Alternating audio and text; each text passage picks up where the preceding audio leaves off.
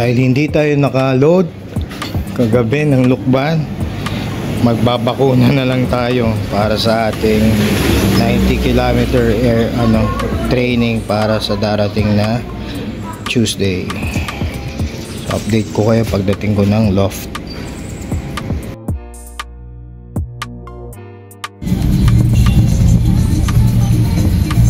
Okay, ating gadgets ng bakuna.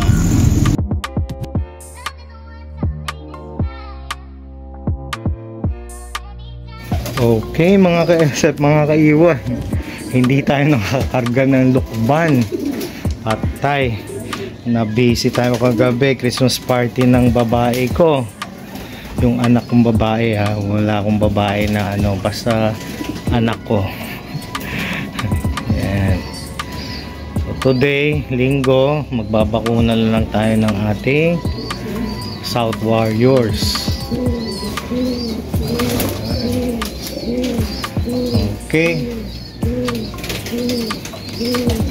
mga ka-SF, mga kaibon, dalawa na lang ang hindi natin nababakunahan. Okay, tapos na tayo. Ayan. Okay mga ka-SF, mga kaibon, hindi tayo nakapag-video kanina, so may dalawa na lang tayong remaining na hindi nababakunahan. So tuturo ko sa mga hindi pa nakakaalam kung paano mag-aspirate ng tawag dito na vaccine, no, sa bayan. So number 1, bili tayo ng 1cc syringe, tapos mag-introduce tayo ng air kung gaano siya kadami. Ang hawak natin sa vial, ganyan, no, kahit basta kung saan kayo komportable, ingat lang, no, pagka mag-inject tayo. Tapos insert, hawakan nyo yung pinaka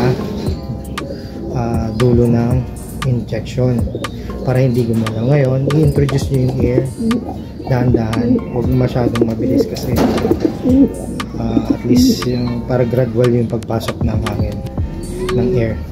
Tapos dahan-dahan natin, hawakan nyo, huwag nyo ilulusin dito sa taas, tapos dahan-dahan yan. Kita nyo,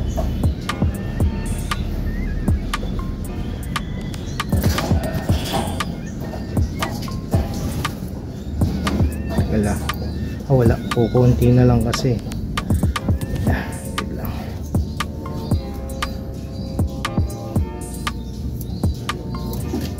Yan, kung mapapansin nyo, dahan-dahan bumababa yung gamot natin. So kailangan ko na lang ng 4cc, bali 0.4 pala bawat isang ibon, 0.2. Bali ito yung second vaccine natin.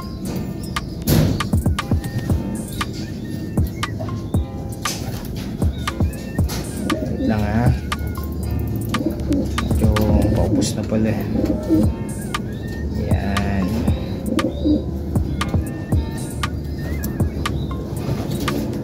Siguro meron pa tong mga 5 ibon.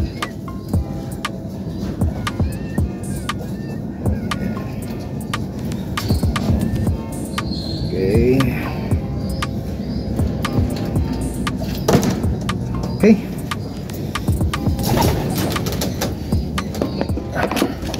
Ngayon, pagka tapos na tayo, pwede nyo hatakin yan para matanggal yung masipsip pa loob. Tapos ipantay nyo dyan sa taas. At least meron na tayong 0.04. Okay mga ka-SF, mga ibon, so mag-inject na tayo. Wait lang. Okay mga ka-SF, mga ibon, magdadagdag pa pala tayo ng 0.2. 3 ibon pa pala yung nasa loob na hindi natin nababakunahan. So same procedure, medyo binabako na lang yung ating itong bevel pa tawag dito, o plunger, nakalimutan ko. Tapos pasok natin. Introduce natin yung remaining.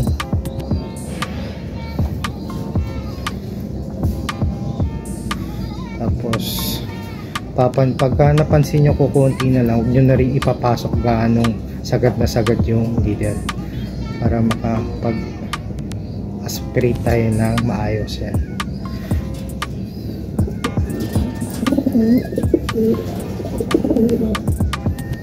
Dahan-dahan ng pag-aspirate. Okay? Para kasi yung flow ng gamot hindi kasing bilis ng tubig.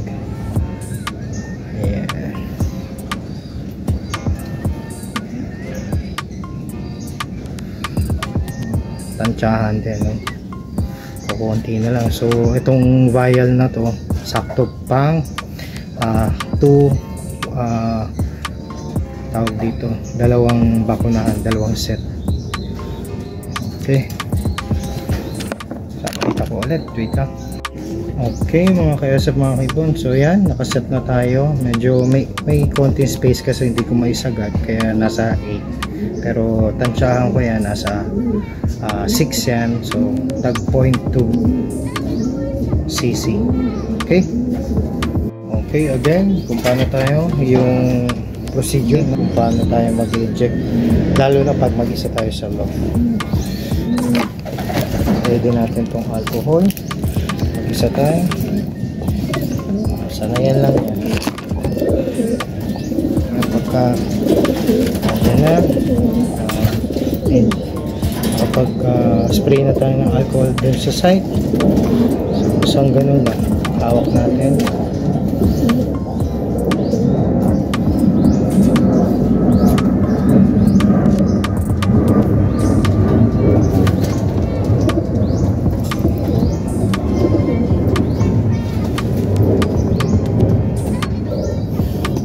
Tapos yung injection site, medyo hindi ko gano'n nabuhan, pero apply tayo ng circular press natin, then circular motion para yung pag-bleed mag-stop, tsaka yung gamot mag-distribute ng maayos sa katawan, absorb. So yan, yung puti kanina wala na. Okay. So at least stop natin yung bleeding, normal yan. Okay, may isa pa tayo, last 2. Okay, second to the last.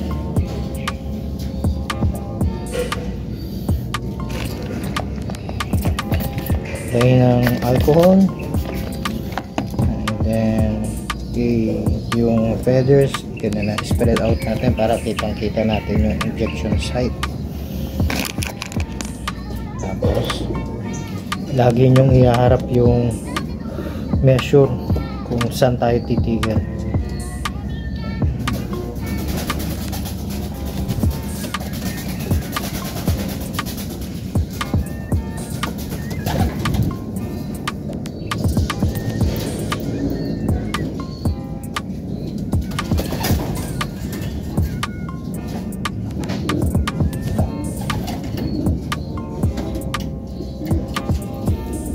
Okay, tayo niya po, gumugo.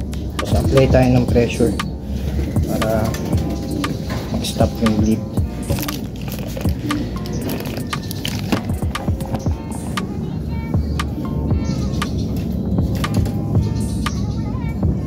Ayan.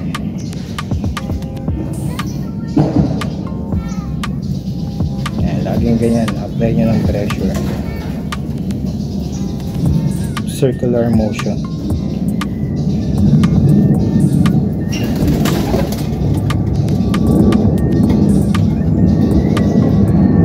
Kaya may idea tayo sa ganito din. Ako, nursing graduate ako. Bachelor Science. May idea tayo.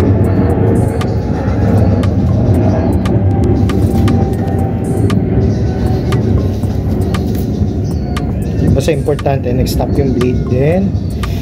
Usually talaga minsan mag-hematoma yan, pero hindi natin may iwasan. Basta yung mga kailangan natin na gawin para makontrol natin, katulad nito, apply ng pressure, then alcohol and apply tayo ng circular motion. Okay, mag-stop din yan. Okay, yan o. Alright, so last na lang. Okay, last na. Apply tayo ng spray tayo ng alcohol. Medyo move natin yung feathers na. Tapos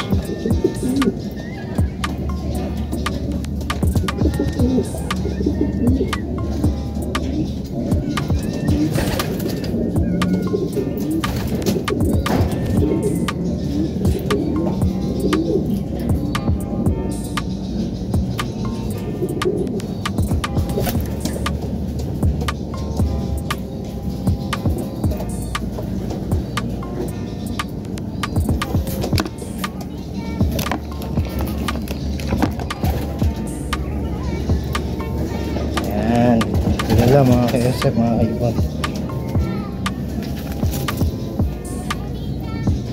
ulit na ibon lang to. Bali ang dugo na ito Roger Florison 50%, tapos ang tatay Verbruggen.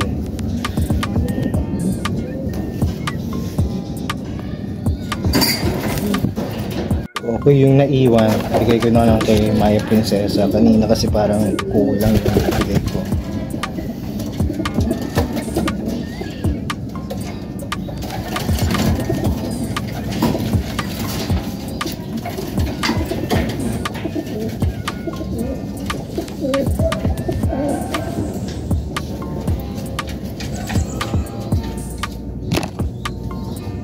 Okay.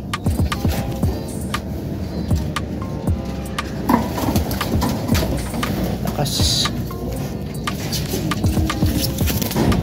Okay, so paano mga ka-SF, mga kaibo, hanggang dyan na lang. Thank you ulit sa pagsubaybay sa ating vaccine session para sa ating second dose. So yung third dose hindi ko pa alam kung magbibigay tayo, kung kailangan ba talaga or hindi. Okay, so paano mga ka-SF, mga kaibo? Bye!